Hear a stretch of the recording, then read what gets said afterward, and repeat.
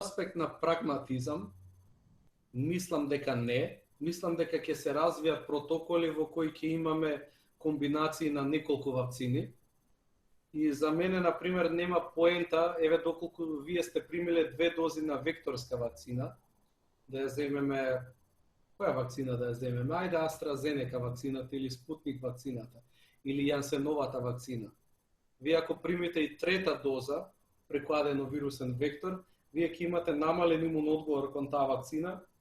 бидејќи ние веќе имаме воспоставено имун одговор кон аденовирусниот вектор.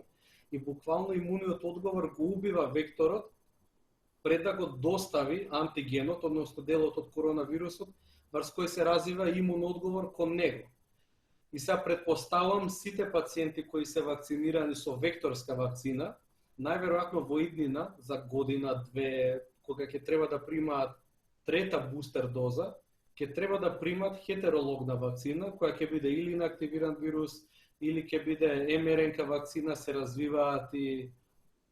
рекомбинантно протеински вакцини, моментално од Новавакс се развиваат некои разни типови на вакцини, кои верувам дека ради прагматизам, ради леснотија, ради полесна достапност на вакцините,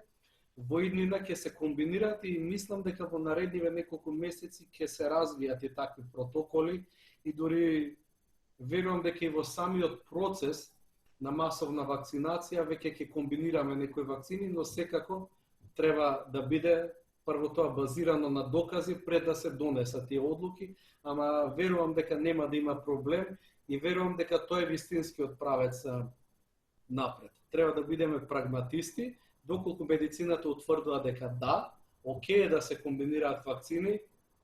треба да вакцинираме, односно да се обидеме на граѓаните